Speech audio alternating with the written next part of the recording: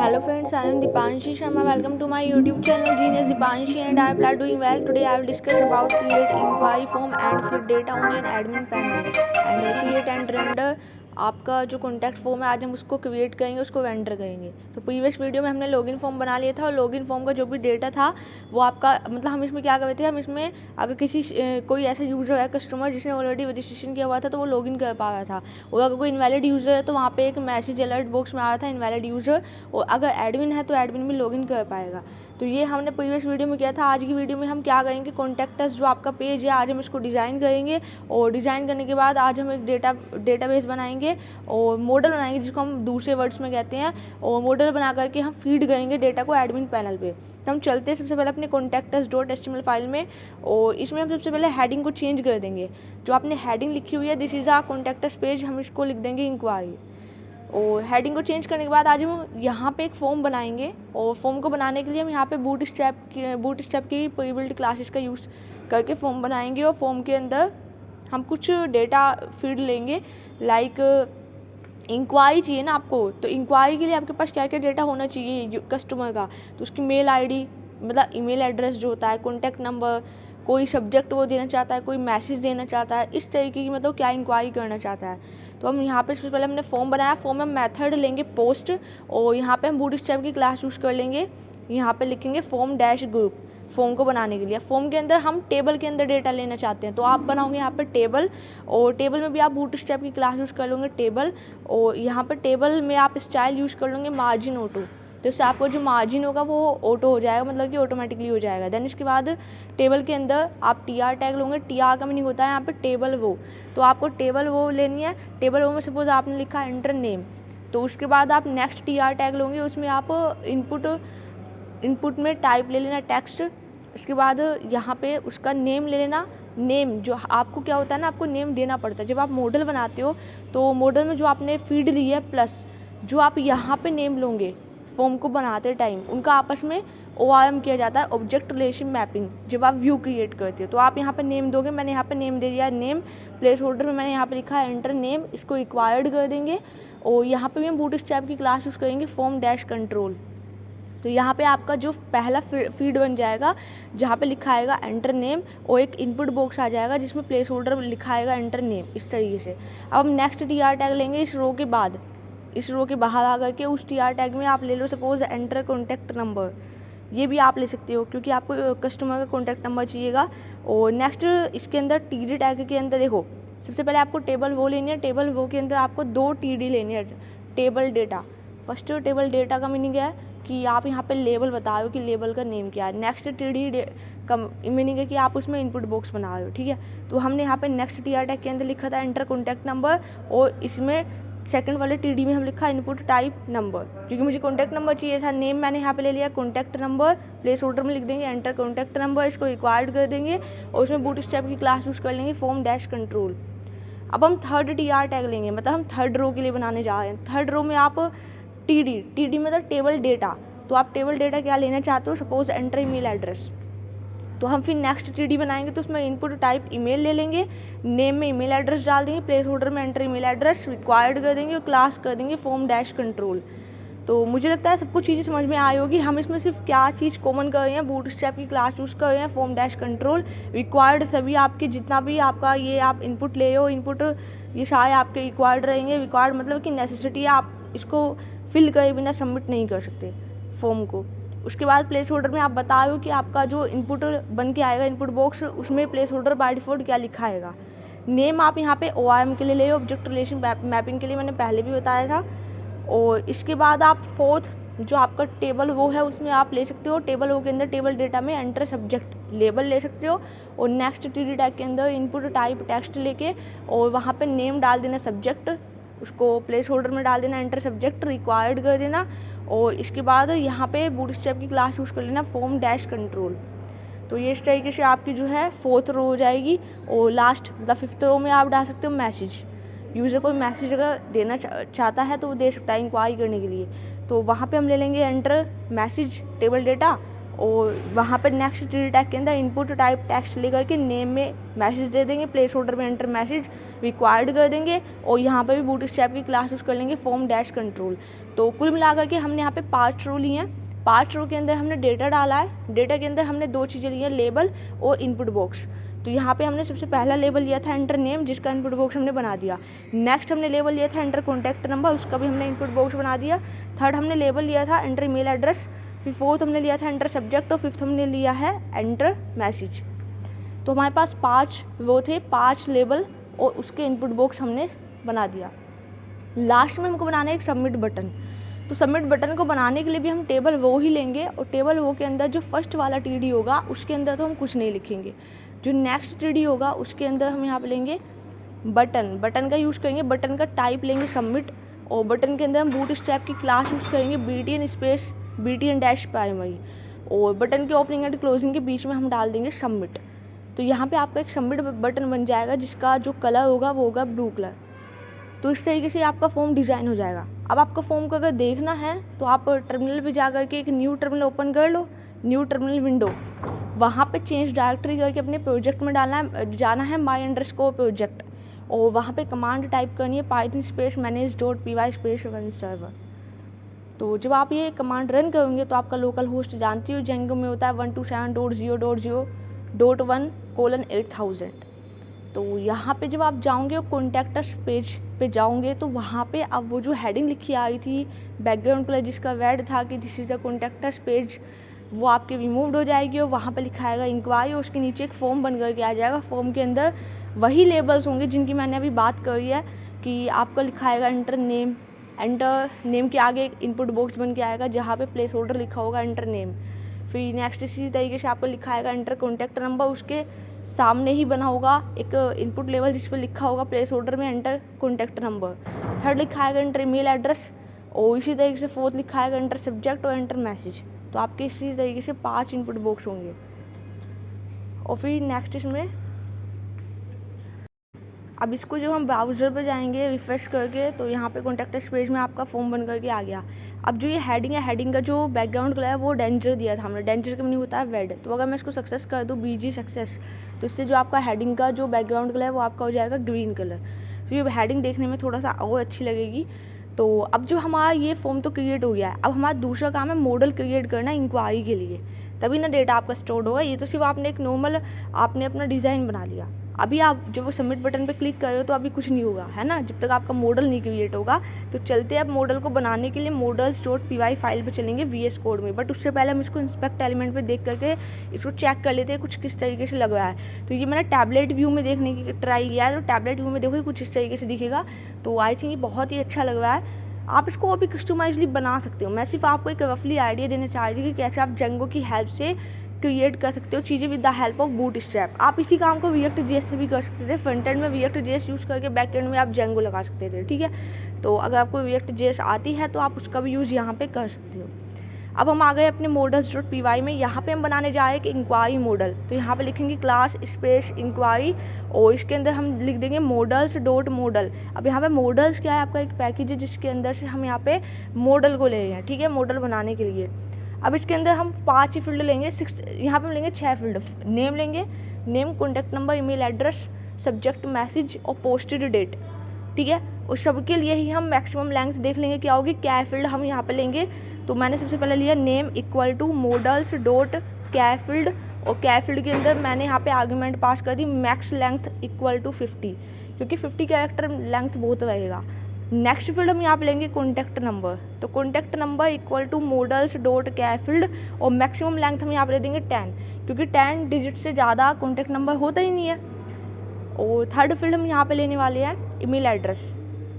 Email address को लेने के लिए हम यहाँ पे लिखेंगे models.क्या फील्ड और मैक्स लेंथ आप देख लो कि ईमेल आईडी के लिए आपको कितना देना है। तो सपोज़ आप 100 देना चाहते हो 100 दे सकते हो, 70 देना चाहते हो 70 इज़ इनफ। तो इस तरीके से आप देख लेना कि आपको मैक्स लेंथ यहाँ पे कितना प्रोवाइड करना है। मैंने यहाँ पे किया है 50। नेक्स्ट है सब्जेक्ट। सब्जेक्ट इक्वल टू models.क्या फील्ड और मैक्स लेंथ आप यहाँ पे दे दो 500। 500 से ज़्यादा बड़ा कोई सब्जेक्ट नहीं हो सकता। Subject just a heading about inquiry कि आप किस चीज़ के बारे में इंक्वायरी करना चाहते हो। तो 500 भी मैंने यहाँ पे ज़्यादा दिया है, 100 भी दोगे तो इट्स सफिशिएंट। नेक्स्ट है message equal to models dot char field और मैक्स लेंथ मैंने यहाँ पे दिया 5000। अब 5000 इज़ वेरी बिग इनफ, तो मुझे लगता है कि यहाँ पे मैक्स लेंथ 500 भी देते तो काम चल जाएगा, पर मैंने इस तरीके से दे दी कि आपका मॉडल्स ये फ्यूचर में काम आए। कोई कितना भी बड़ा सब्जेक्ट डाल दे, कितना भी बड़ा उसके अंदर मैसेज डाल दे, तो ये तब भी काम करेगा। उसके बाद मैंने यहाँ पे लिया posted date. Posted date equal to models dot char field और यहाँ पे मैंने लिया है max length equal to 30 is enough.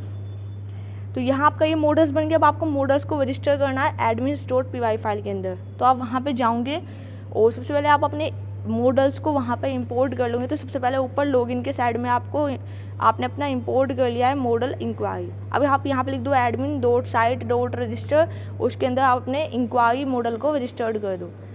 अब आपका मॉडल यहाँ पे एडमिन के पास रजिस्टर्ड हो गया। अब इसके बाद आपको टर्मिनल पे जाना है, 2 कमांड टाइप करनी है, make migration and migrate. Make migration से तो आपका मॉडल क्रिएट होगा, माइग्रेट से आपका जितने भी आपने चेंजेस करे हैं वो सारे अप्लाइड हो जाएंगे। तो टर्मिनल पे जाकर के न्यू टर्मिनल पे जाना है, चेंज डायरेक्टरी करके अपने प्रोजेक्ट पे जाना है my_project इस तरीके से। अब उसके अंदर आपको टाइप करनी है command python space manage.py space make migrations. तो इससे यहाँ पे क्या होगा, इससे यहाँ पे आपका जो मॉडल है वो क्रिएट हो जाएगा। जब मॉडल क्रिएट हो जाएगा तो उसके बाद आपको चेंजेस भी अप्लाइड करने होंगे, तो वापस से आप एक कमांड यूज़ करोगे python space manage.py space migrate. ये 2 कमांड डन करने के बाद आपका मॉडल क्रिएट हो चुका है एडमिन पे। आप चाहो तो आप जा करके चेक भी कर सकते हो। इस मॉडल के अंदर कोई डेटा तो नहीं दिखेगा, लेकिन आपका मॉडल क्रिएट हो गया है। अब इसके बाद मुझे बनाना है व्यू बनाने के लिए आप जाओगे views.py फाइल पे। तो जो आपके views.py फाइल है उसमें जा करके आप व्यू बनाओगे आपके कॉन्टेक्टस पेज के लिए। व्यू का मीनिंग क्या होता है, बिजनेस लॉजिक लिखना, कि जब आप कोई भी डेटा फीड कर रहे हो तो सबमिट बटन पे क्लिक करने पे आपका एक रेस्पॉन्स तो आना चाहिए, आपको पता लगना चाहिए ना कि आपका डेटा सेव हुआ है या नहीं, प्लस एडमिन पे डेटा सेव कैसे होगा। तो ये दोनों का बिजनेस लॉजिक लिखने के लिए आपको जाना है views.py फाइल में आ गए हम, और यहाँ पे मैंने एक कंडीशन लगाई है request dot method equal to post, मतलब डबल इक्वालिटी ऑपरेटर यूज़ होगा ना कंपैरिजन के लिए। तो हमने यहाँ पे कहा कि जो रिक्वेस्ट का जो मेथड है अगर वो पोस्ट है, मतलब जो आपने फॉर्म बनाया है कॉन्टेक्टस के लिए, वहाँ पे आपने जब फॉर्म बनाया था तो आपने वहाँ पे मेथड क्या लिया था, पोस्ट लिया था ना। तो यहाँ पे कंडीशन ट्रू हो जाएगी। जब कंडीशन ट्रू हो जाएगी तो हम यहाँ पे एक एक फील्ड को यहाँ पे जो भी आपकी मॉडल की जो फील्ड है अब हम यहाँ उसके लिए हम यहाँ पे लॉजिक लिखने जा रहे हैं। तो मैंने सबसे पहले एक वेरिएबल लिया नेम, मैंने लिखा रिक्वेस्ट डॉट पोस्ट, और पोस्ट के अंदर मैंने लिस्ट के अंदर लिख दिया मैंने डबल कोट्स में नेम, क्योंकि आपका जो पहला आपने फॉर्म के अंदर जो नेम लिया था उसका नेम भी आपने नेम ही दिया था और यहाँ पे भी नेम है। फिर उसी तरीके से मैंने कॉन्टैक्ट नंबर लिया, contact number equal to request dot post, और उसके अंदर लिख दिया मैंने डबल कोट्स में कॉन्टैक्ट नंबर। तो यहाँ पे पोस्ट मेथड के थ्रू वैल्यू आ जाएगी, ठीक है। जो वैल्यू आएगी उसको हमने सेव किस में कर लिया, आपके नेम वेरिएबल के अंदर। इसका मतलब ये है फॉर्म में जो आपने जितने भी नेम बनाए थे सभी फील्ड के लिए, वो नेम के थ्रू वैल्यू आएगी, और वैल्यू आकर के वो इन सभी वेरिएबल्स में स्टोर हो जाएगी जो लेफ्ट हैंड साइड में ये वेरिएबल्स मैंने बनाए हैं। तो यहाँ पे आपकी 6 फील्ड रहेंगी, name, contact number, email ID, subject, message, और लास्ट यहाँ पे आप पोस्ट डेट यूज़ करेंगे जिसके लिए इंपोर्ट करेंगे डेट टाइम।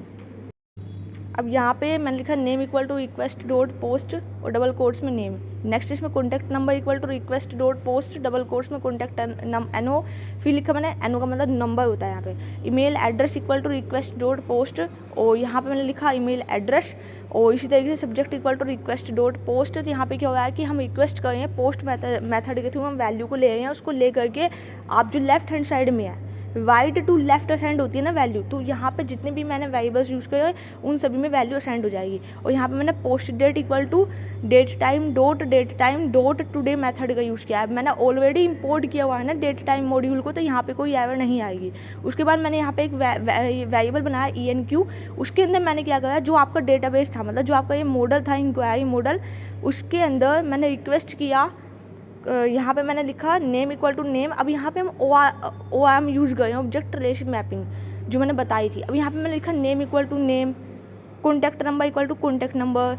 इसका मीनिंग क्या है, देखो यहाँ पे जो नेम है ये एक वेरिएबल है, और जो दूसरा नेम है वो आपका जो आपने मॉडल बनाया था वहाँ पे जो आपने वेरिएबल्स यूज़ करे थे उसमें आपने कंपैरिजन करा दिया इस तरीके से।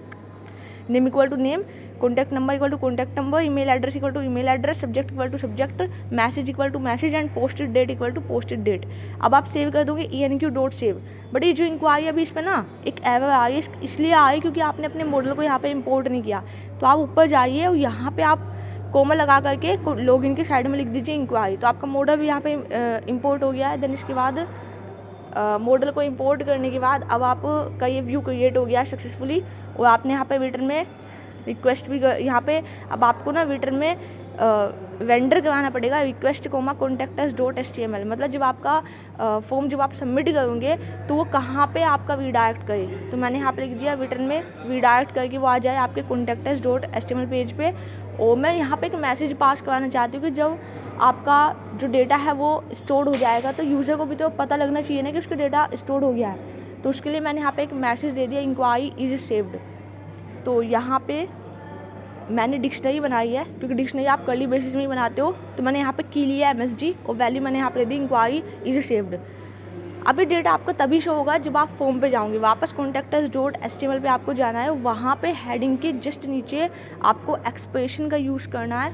और एक्सप्रेशन कैसे बनाओगे आप, एक्सप्रेशन बनाने के लिए यूज़ किया जाता है कर्ली बेसिस में परसेंटेज सिंबल, और मैंने लिखा इफ़ MSG, और इफ़ है तो उसका एंड इफ भी होगा, तो एक एंड इफ बना लेंगे। उसके अंदर हम div टैग का यूज़ करेंगे, बूटस्ट्रैप की क्लास यूज़ करेंगे, alert space alert dash primary role equal to alert, उसके अंदर डबल एक्सप्रेशन में MSG को पास कर देंगे।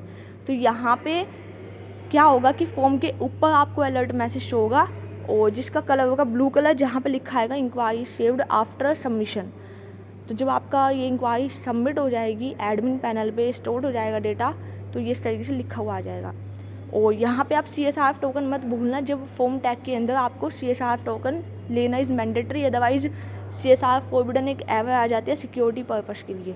तो यहाँ पे लिख देना आप एक्सप्रेशन बना करके CSRF अंडर टोकन, तो फिर ये एरर आपको नहीं दिखेगी। अब आप जब अपने प्रोग्राम को रन करोगे तो आप वहाँ पे इंक्वायरी कुछ भी डालना किसी भी तरीके की, तो वहाँ पे अपना नेम डालोगे, कॉन्टैक्ट नंबर डालोगे, मेल ID डालोगे, सब्जेक्ट डालना ऑल गुड या हाउ आर यू, जो भी डालना है।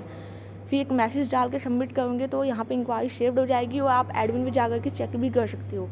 तो इस वीडियो में यही था कि how to create your inquiry form and how to save data on an admin panel and how to create view and render on a local host.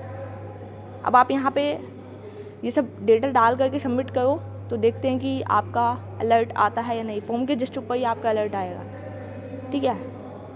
तो यहाँ पे हमने फॉर्म को सबमिट करने का पूरा ट्राई कर लिया है, और आई होप कि आपका सबमिट हो जाएगा, क्योंकि इसमें कोई एरर नहीं होगी जहाँ तक है, देखते हैं बाकी।